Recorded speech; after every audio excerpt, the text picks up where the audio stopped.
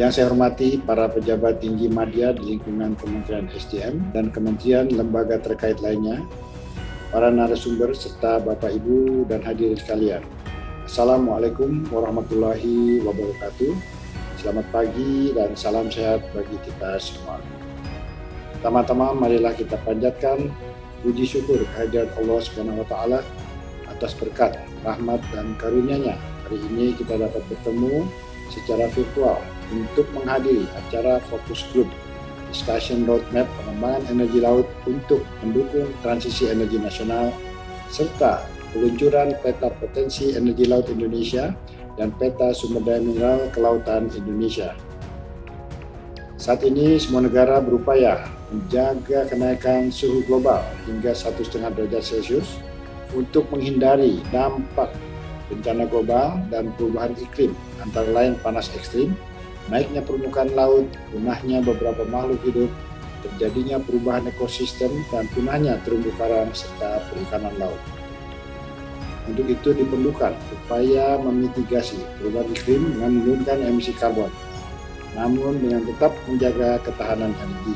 Hal ini menjadikan transisi energi semakin urgent untuk dilaksanakan sebagai arah kebijakan energi nasional ke depan, yaitu transisi energi menuju energi yang bersih, minim emisi, dan ramah lingkungan sesuai dengan komitmen Indonesia pada Paris Agreement dan target net zero emission pada tahun 2060. Untuk mencapai net zero emission pada tahun 2060, Kementerian SDM telah menyusun rancangan peta jalan transisi energi Indonesia, di mana strategi utama yang akan dilakukan antara lain meningkatkan pengembangan semua pembangkit energi baru dan terbarukan secara masif, termasuk energi laut, mengingat potensi energi laut Indonesia ada sekitar 60 gigawatt tersebar di seluruh perairan Indonesia, khususnya Maluku, Nusa Tenggara Timur, Nusa Tenggara Barat, dan Bali. Tambahan pembangkit setelah 2030 hanya energi baru terbarukan. Mulai tahun 2035 didominasi oleh variabel renewable energy berupa pembangkit listrik tenaga surya. Pada tahun berikutnya diikuti oleh pembangkit listrik tenaga bayu dan pembangkit listrik tenaga arus laut.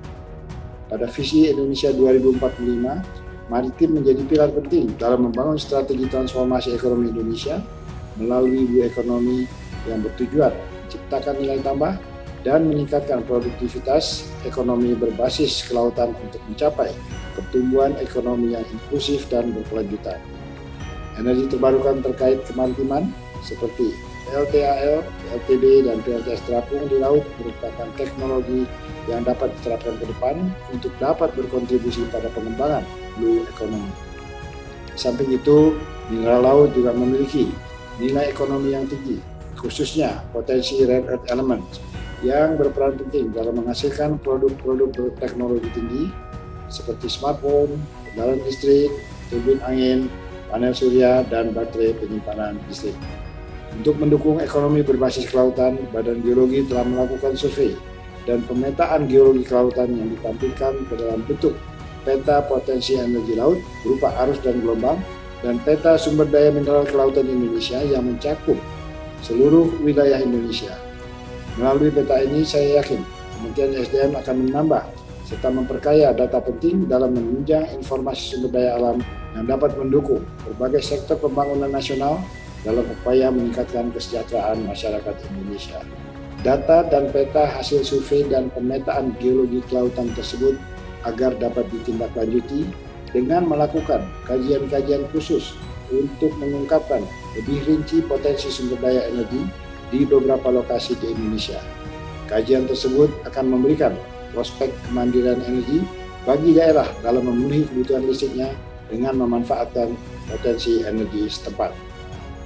Potensi energi laut tersebut perlu ditindaklanjuti dengan pemilihan dan pengembangan teknologi tepat guna agar dapat memproduksi listrik bagi pengembangan ekonomi, khususnya di wilayah pesisir dan kepulauan.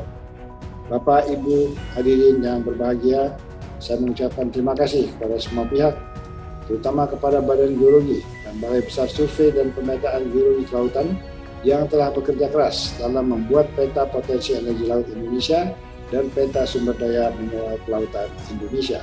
Semoga FGD hari ini dapat menghasilkan roadmap pengembangan energi laut yang bermanfaat untuk kita semua, khususnya dalam mendukung program transisi energi nasional yang telah menjadi komitmen pemerintah dalam mewujudkan energi yang bersih.